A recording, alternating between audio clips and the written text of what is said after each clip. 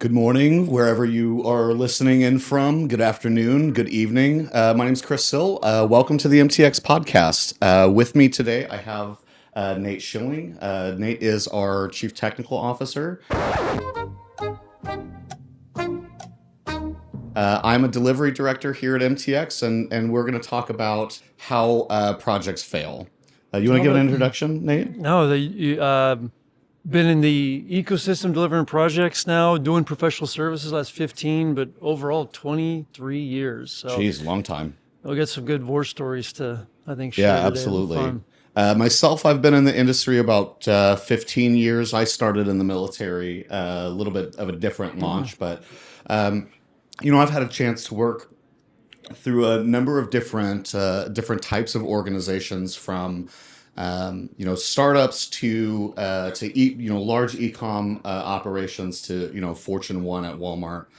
So I've had the opportunity to see a lot of different projects in a lot of different ways, and I think that there's some commonality behind why projects typically fail. Yeah. And it's something I think you and I are both really passionate about, and from communication to quality delivery. Um, throughout the projects that you've seen, Nate, I mean, you've run some really complex, integrations and different technologies across your career. What's the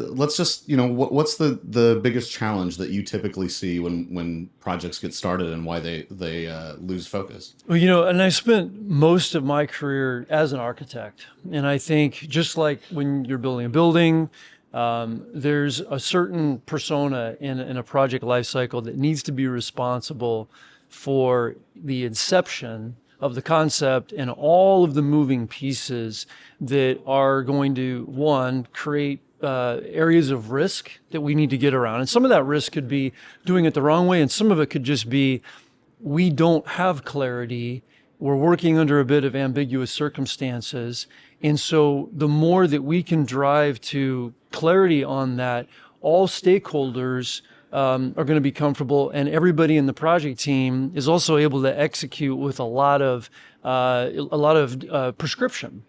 And so when we talk about failure, I think it comes in two sides. You could either get it completely wrong and not know at the end, or you could end up in a situation where no one has confidence because there is too much ambiguity, or there's too much lack of clarity and confidence that we are going to see it to the end. Yeah.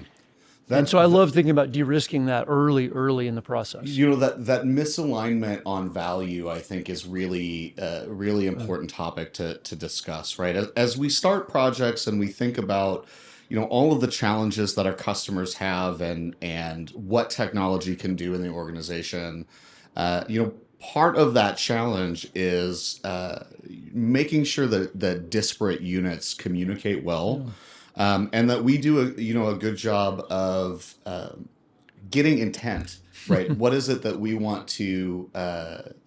What problems are we solving? What do we want to deliver as good product?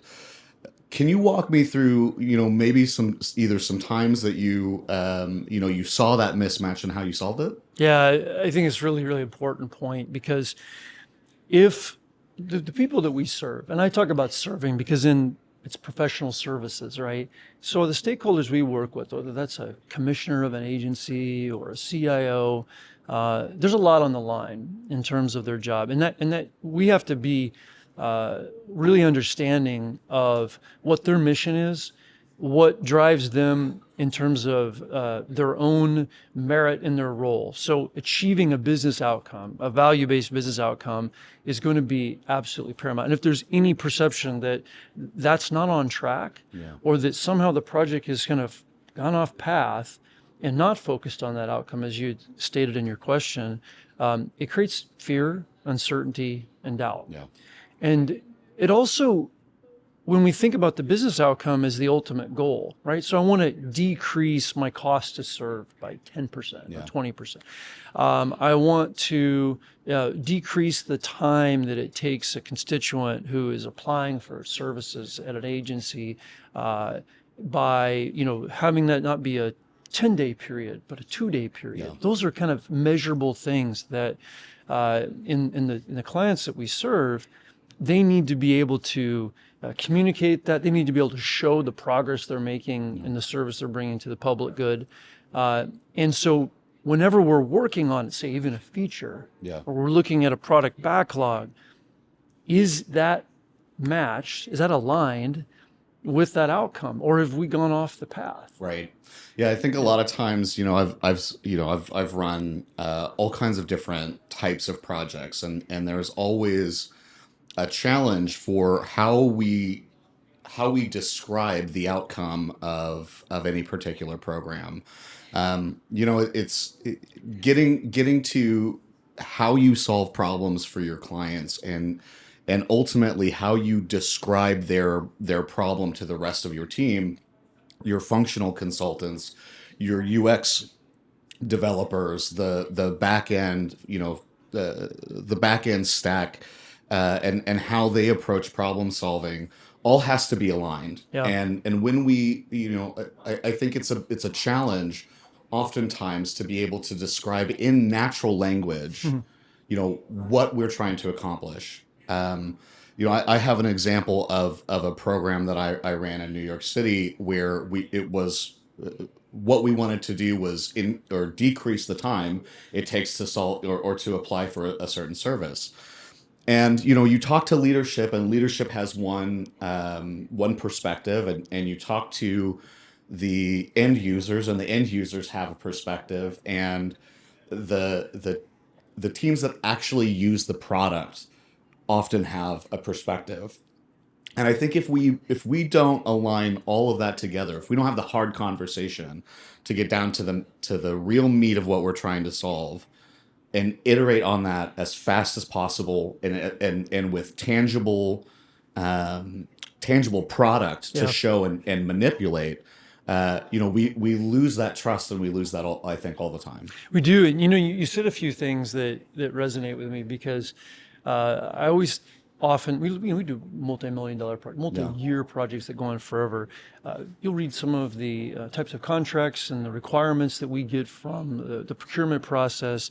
They can be thousands of pages long. There's a cognitive load in all of the detail, and each of us kind of we'll dig in certain areas, and we'll be hyper focused on this, but we'll miss that main goal. All that to say is that trying to digest a 200-page business requirements document does not move alignment with a team as nearly as much as what you talked about and kind of implied is much more the visual and the storytelling. Yeah. And so I think one of the practices that I love at MTX that's been developed here is our design thinkers, our visual designers, and our folks who bring design thinking from, doing investigative research, doing mystery shopping, looking at exemplars, thinking about, ethnographic empathy maps. All of this allows us to define, the personas, but then the service blueprint, or the picture that takes the stakeholders through. All right, here's where you were, right? This kind of complicated journey that a citizen, a constituent might have to go through when they're applying for services, versus we've helped you reimagine something differently that is modeled after a lot of other consumer websites and e-commerce experiences and things that we all use every day with our iPhones.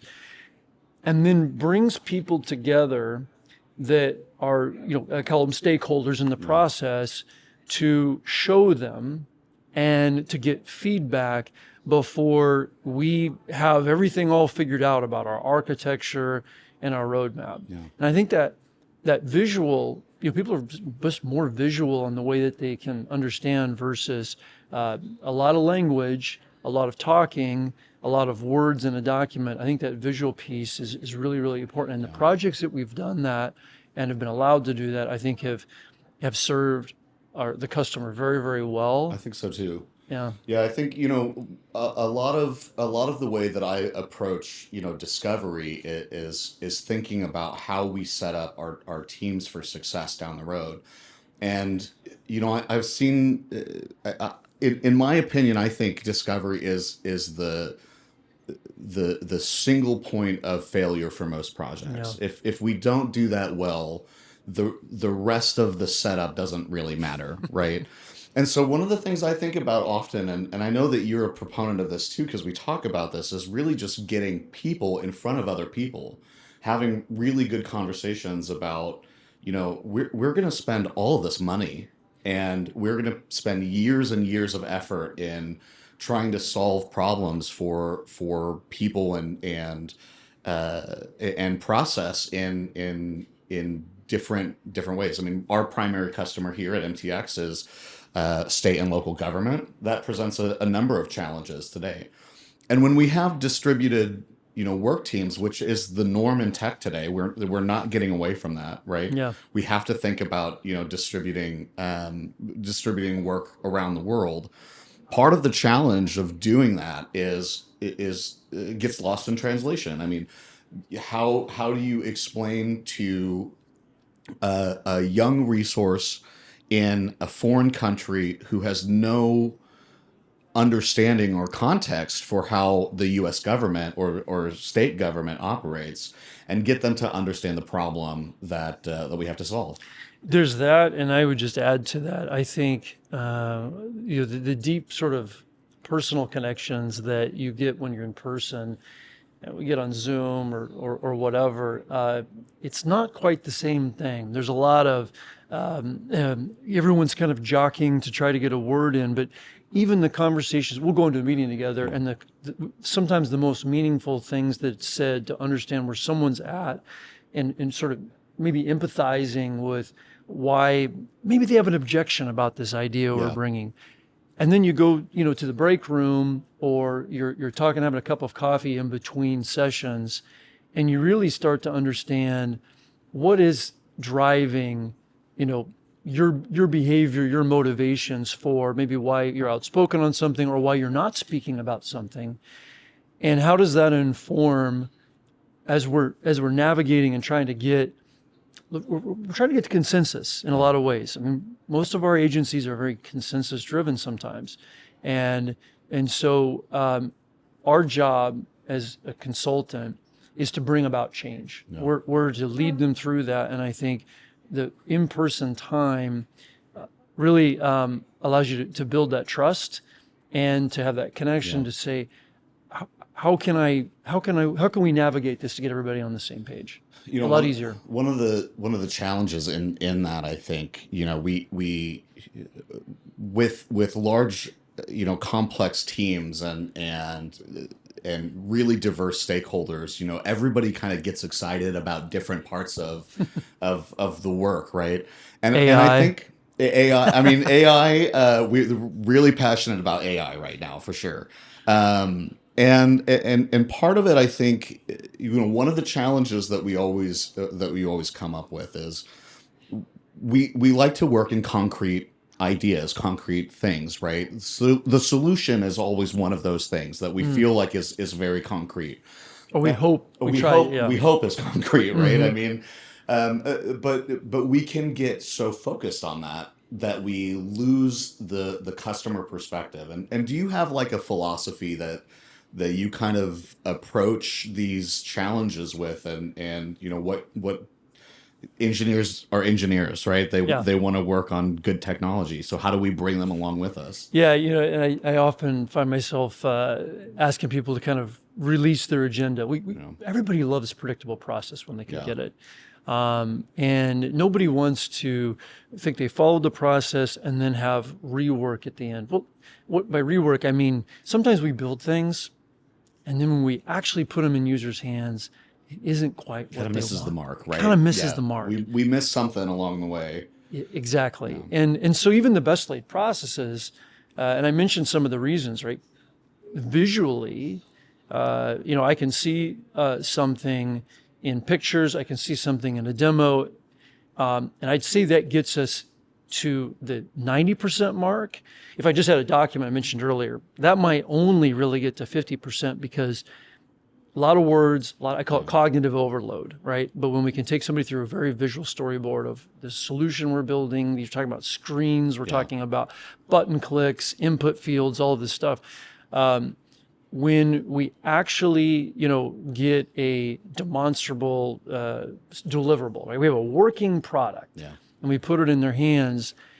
Oftentimes, our natural instinct is kind of to get it perfect, Yeah. and then we show it to them, and then we still have to rework.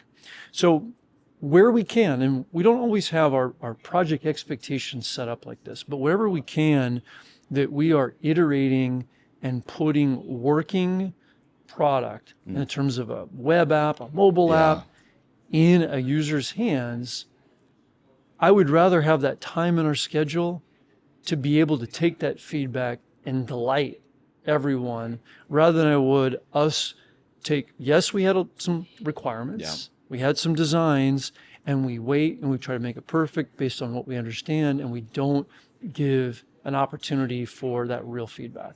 It's something that I'm really passionate about, and we talk about where everyone gets excited. Agility has always been kind of one of the things that I as a PM I cut my teeth on agile projects. Most ecom product teams or small directly focused teams are using some sort of agility today, right? And part of that philosophy, the concepts and the ideas behind it is this idea of rapid iteration, right? How do we get, something tangible in front of an end user? It doesn't have to be perfect. In fact, maybe it's 20% of the way there. But if we're going 20% down the wrong path, I'd rather know at the 20% mark than at the 90% mark. Sure. And I think we have a tendency to want to present something that is perfect. Like an artist. Right. Yeah, absolutely.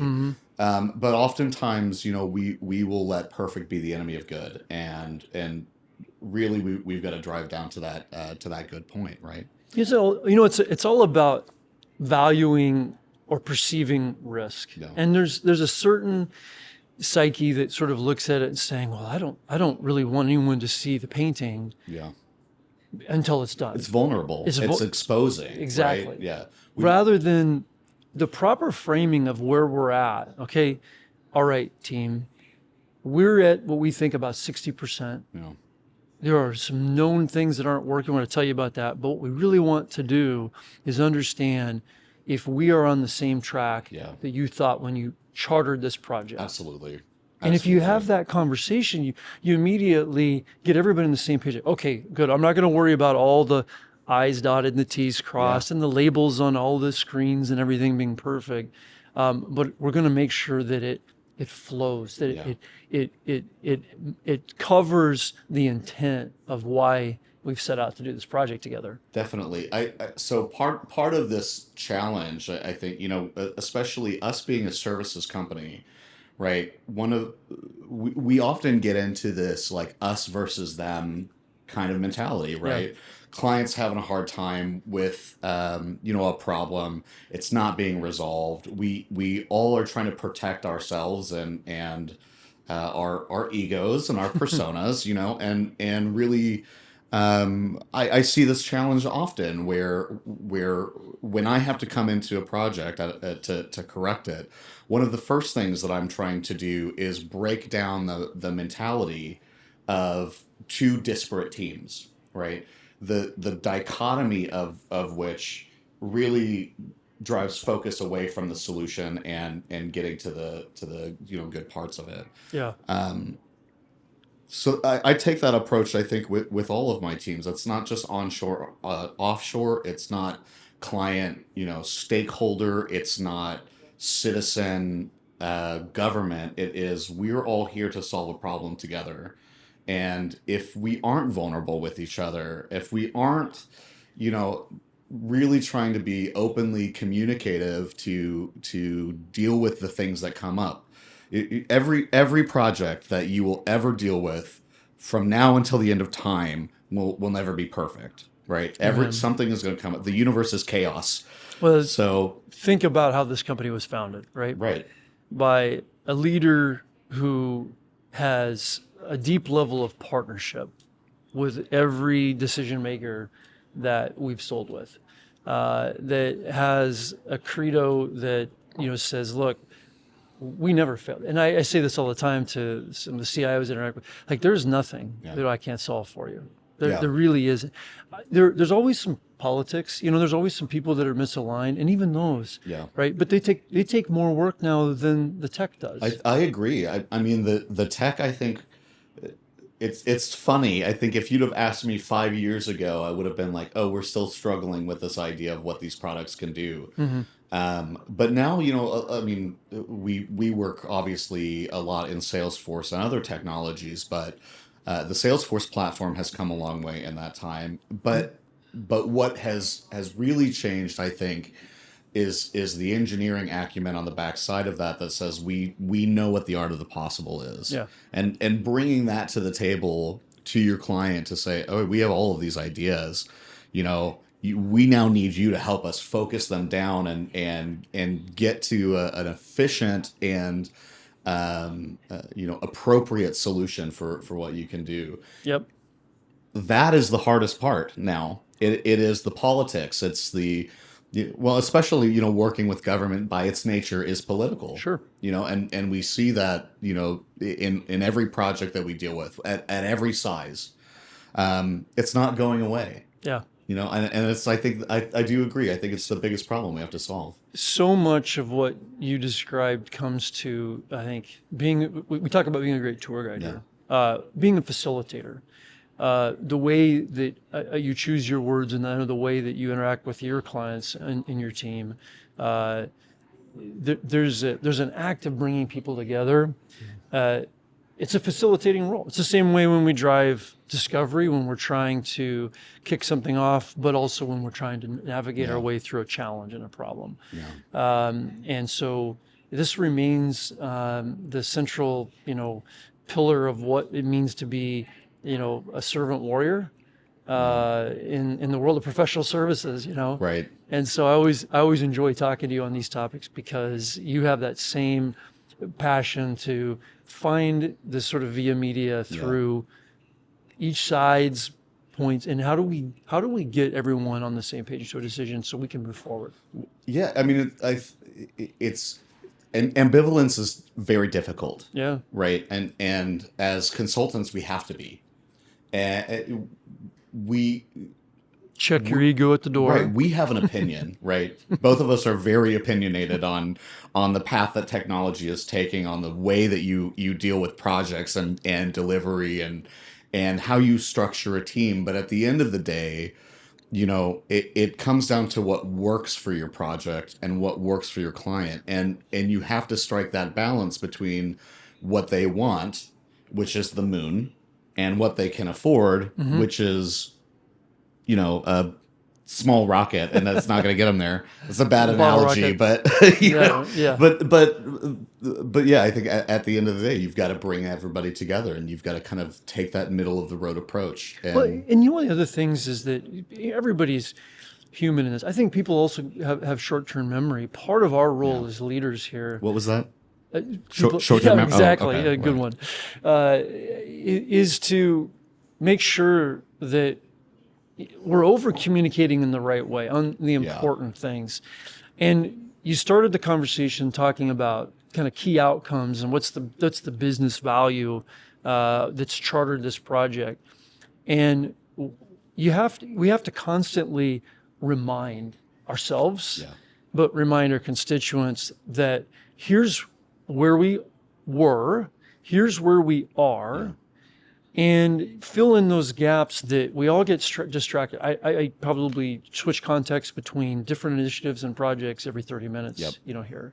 And I thrive and I love it. I do too. But I'm going to forget certain things. And so even when I come back to meet with the project team, I need re-anchored. I think that's such a interesting point before we, kind of wrap this conversation up.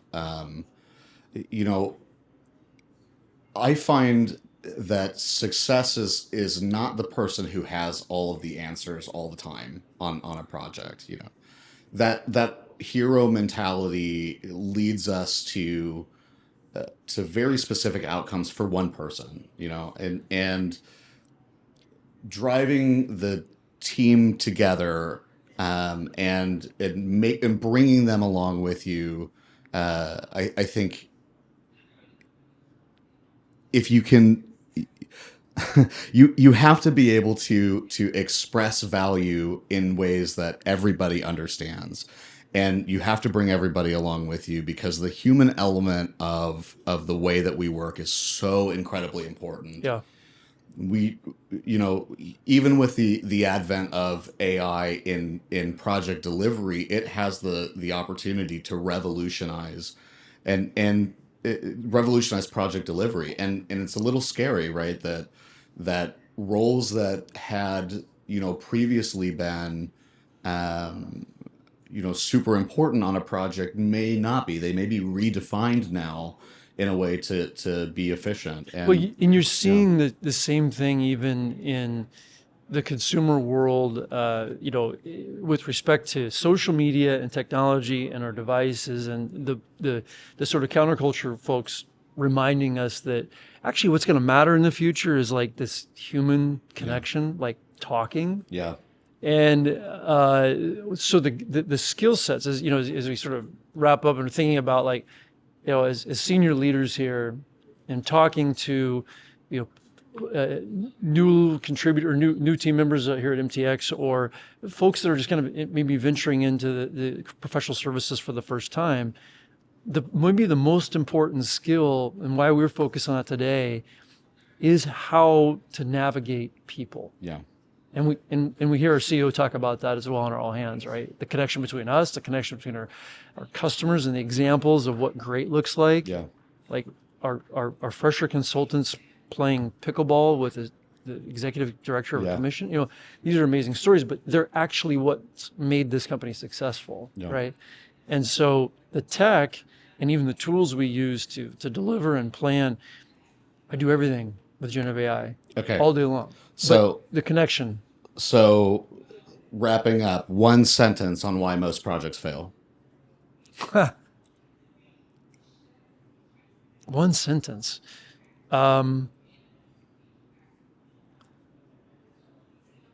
We have to say misalignment. Yeah. That's the only thing I can, and that's the theme today, I guess. That's the theme. I think that's the theme about our conversations all the time. Definitely. Well, I have to agree. I mean, I think the biggest challenge that we always have is solving the communication problem, and alignment is a big part of that. And over communicating and being vulnerable, I think, are all there. Absolutely. You have to be able to throw yourself under the bus sometimes, and take the rap for it. We messed up. Yeah. And this company has never not done that. We certainly have stumbled, but we are always, and the whole DNA of the culture from top down is, we never fail. Yeah. And there's nothing we can't fix. We just have to work a little bit harder sometimes at the things we're talking about today, is really connecting, aligning, and being excellent servant partners to the people we serve. Nate Schilling, thank you so much Chris, for your time. Appreciate it. Infectious. Great to All have right. you. Guys, thanks for tuning in to our MTX podcast today. Tune in wherever you listen to your podcast now. Thanks, guys. Cheers.